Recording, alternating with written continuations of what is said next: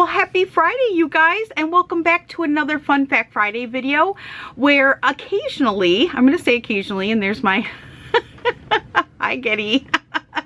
Occasionally on Fridays, I will bring you some of my, I will answer the most frequently asked questions that I'm asked about things that I use around my house.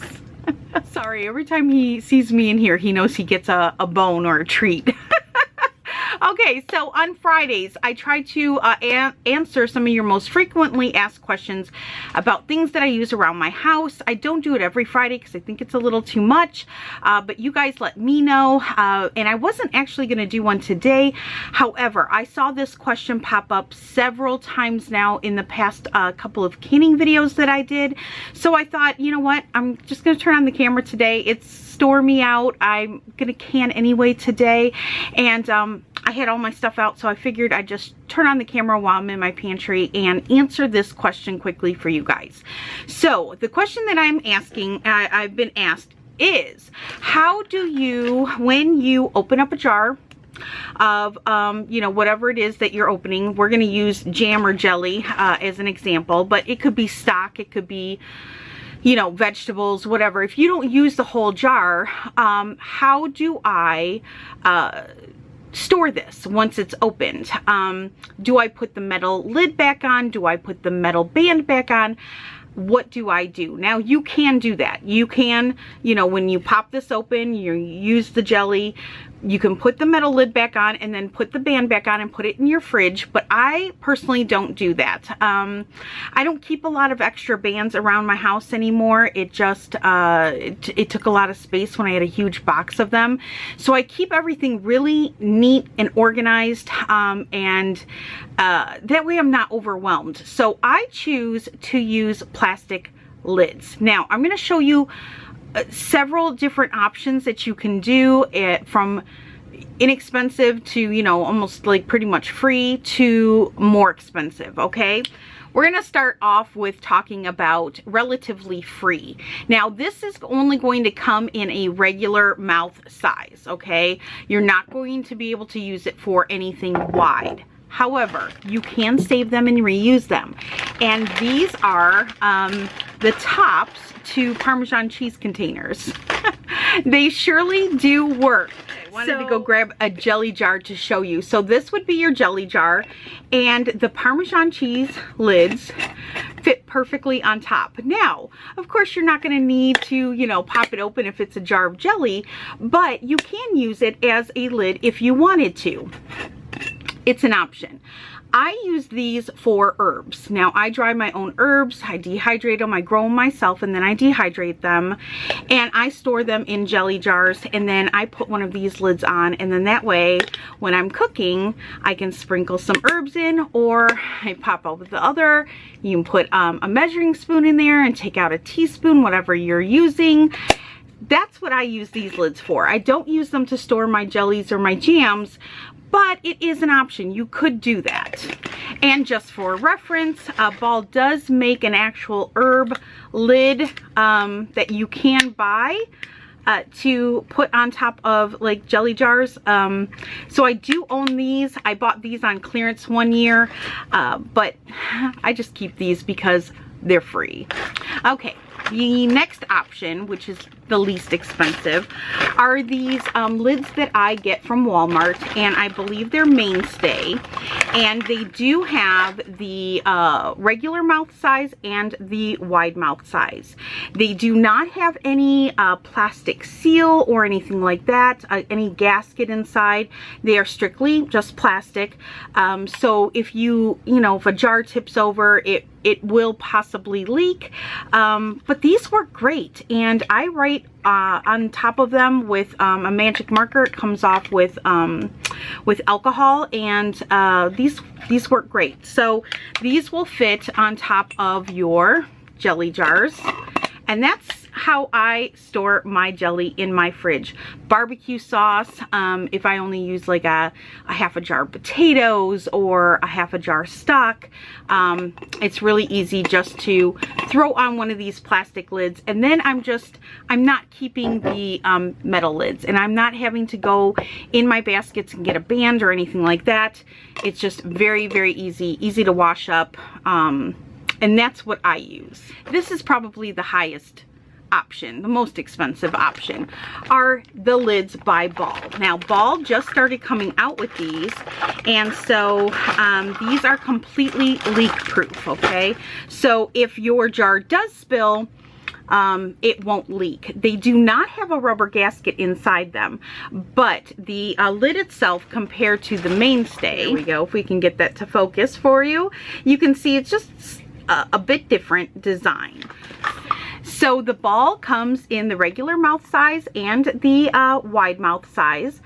But these are going to run you about $5.99 for 6 of them, okay? These are at the top end of the lid range, and that's what that would look like. So, you know, if you're worried about anything leaking in your fridge or falling over or something like that, if you're taking like soup on the go and you're popping open the lid and then want to put a lid on top of it so you can travel with it without having to worry about taking a lid off, you could do that. Salad dressing, anything like that. But that's the most expensive option that you have if you choose to go with the Ball brand. And then last but not least is another option, and this will run you between the Mainstay and the Ball. And that's these lids, which I found on Amazon. Now these are very, very similar to the Mainstay ones, except for one difference. And I don't know if my camera will pick that up, but the Mainstay inside this one is just plain plastic, and these come with a little rubber seal. Let's see if I can pop it out for you. Do you see that right there? So these come with a little rubber gasket, which is really nice, and they're very easy to put in. You just kind of lay it in there and then just work it all the way around and get it in there like that. And what I like about that is that when you put it on the jar, it's got a bit of a seal. You can feel it when you put it on there. So I am really liking these, but as you can tell, they're just about the same. There you go. Just about the same lid, except the one has, and this does not have even a spot to add a rubber gasket, unlike this one, where, I mean, it really grips. So you put it on there tight, it really grips. I don't know if that will show up for you guys. But I am really loving these. Plus, they come in really pretty fun colors, and honestly, when my kids pick a jelly or a jam, they like to pick the color lid that goes on it. So we're having fun with these. I think they're fun. I like color anyway. If you guys have seen my homeschool room, you know I like a lot of color. So these have been a lot of fun, and I'm really liking the seal. So this is another option. Now I will leave links. I don't know if I'll be able to leave links to this because, as you know, a lot of the canning supplies are completely sold out, especially at Walmart. But I will look for these over on walmart.com for you guys. I will leave a link to these that I bought on Amazon. And I will try to find a link as well for these, for you guys to buy these if you're interested in these. The only jar that I cannot put a plastic lid on are my Weck jars. And I love my Weck jars so much. I wish they weren't so expensive because I would buy more of them. But they are canning jars that have a glass top and a seal. And again, these are very similar to the Tattlers, as you know, they are reusable. You do eventually have to replace the seal, but they're absolutely beautiful jars. But a plastic lid will not work on these. They're way too big. So when I open it, okay, so these are the clips that you use when you can with Weck jars. So say this is filled with jelly, you pull the tab like that and it actually breaks the seal. I love Weck jars. And then of course then you use some jelly. So what I do is I just put that lid back on like that, and then I take out the clamps that I use to can with, and I'll just clamp the jar down like that, and then I'll stick it in my fridge. And that's how I store my weck jars when I open up a weck jar full of jelly. I only have the jelly jars, so I don't have any of the other sizes in the weck, only these. But that's how I store my weck jars once they're in the fridge, once I open them up. But they're beautiful jars. I mean, I love my weck. So get me started on canning jars. I'll be here talking all day to you guys. I hope that was helpful. That's how this is what I use to store my jars that I put in my fridge. I got that, like I said, I got that comment a couple of times that, you know, especially new canners, they're not sure like what to do with the jar once they open it and they have some contents remaining in it. How do you store it? Do they put the lid back on? Like, you know, how do you do that? I will say, when these were not hard to find, you know, prior to COVID, you know, you could go, I always grabbed a few of these at Walmart when I would be out shopping, and this is what I give away as a gift. So if I'm giving a gift, a jar of jam as a gift to my neighbor or something like that, I always include one of these plastic lids. That way they can use it after they open up the jar.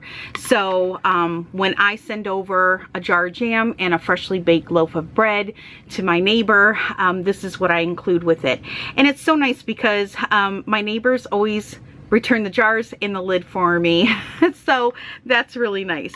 But it just makes it special for somebody where they don't have to worry about it when you give them a gift of jam, of what they're supposed to do and how are they supposed to store it. So if you include a little plastic lid with it, it makes it a nice gift. So that might be a nice gift idea for you guys at Christmas time. So, all right, I'm going to be quiet now because this will be a 20-minute video.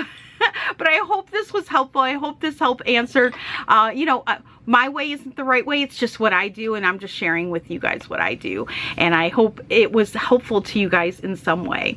And with that, I wish you guys a very happy weekend. Stay safe, happy canning, and I will be seeing you guys back here pretty soon. All right, bye guys.